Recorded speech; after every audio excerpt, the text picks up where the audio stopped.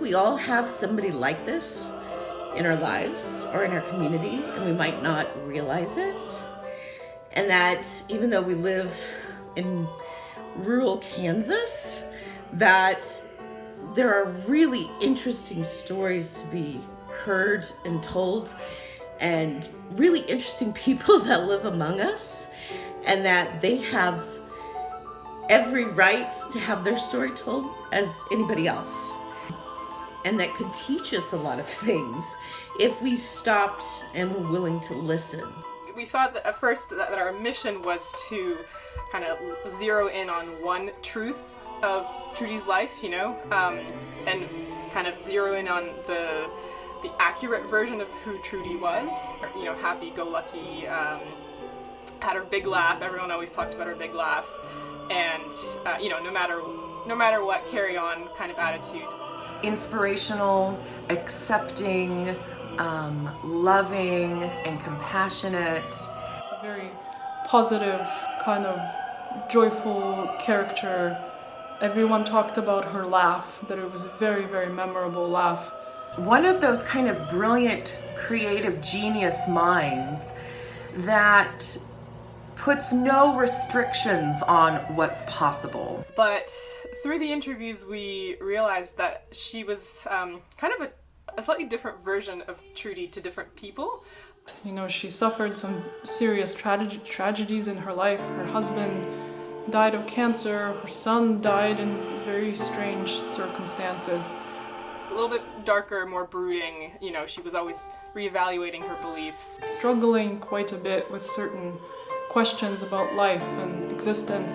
So through that process of interviewing people, we realized that to create an opera that purports to show like the one definitive version of Trudy and her life just would not be doing justice to how deep a person she was and how complex she was. Because again, as I said, she really was always searching for answers. That's something that we decided to do partly to honor the fact that we're constructing a story out of people's memories. We want to preserve that feeling that we're not writing a story from scratch and we're not pretending to be able to tell the one true version of the story. So we want to really emphasize that we are creating something out of these bits and pieces.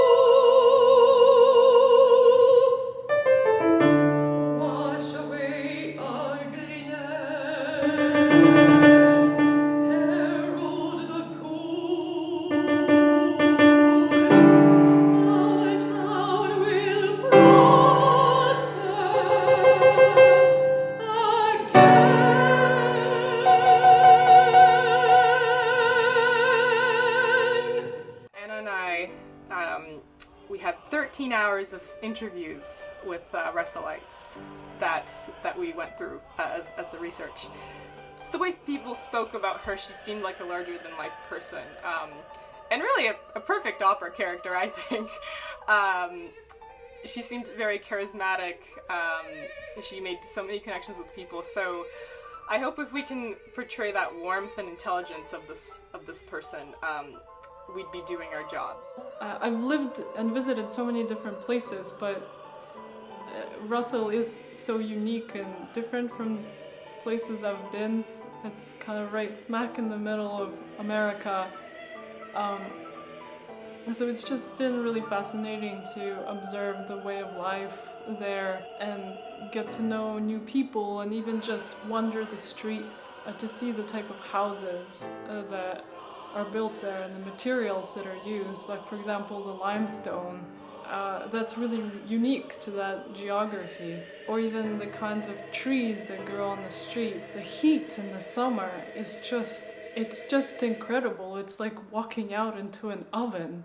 And so there are all these sensations that like these physical sensations I have of being in Russell. You know, even just viewing the Seventh Angel statue in the middle of the afternoon with this blazing sun.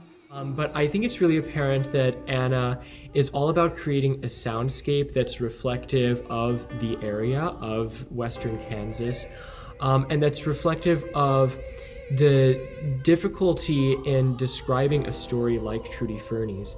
And I swear to you, she composed the wheat, you know, swaying in the wind on the Kansas prairie. It's just very earthy, and I think everybody's just in for a treat. It's gorgeous. I think a lot about what opera is and what it has been in the past and what it's becoming now and what it could be. I feel like there's so much about this genre that I love a lot. Well, obviously I wouldn't be trying to write an opera if I didn't love it, but I also find there are a lot of problems. I mean, she left such a huge legacy in the community, and not just with her students, but, you know, with her colleagues as well and her friends. So if we can like portray just the inkling of the person she was and, you know, her big laugh. I think people should know that while this story feels local to Russell, every person I come across in my musical circle whom I tell this story to is so intrigued by the story of Trudy Furney and so intrigued that this project is happening in a small town in western Kansas. The story of Trudy and of Russell is something that's really universally applicable, particularly in this moment in this country. I hope people take away from this opera the great gift of, you know, what art can be in a community. Knowing the power of a teacher in your life, especially one in the creative arts. And what I hope is that, you know, this gift that Trudy made to the town, this angel, we can revisit the angel again and recognize, again, the gift of art as hope.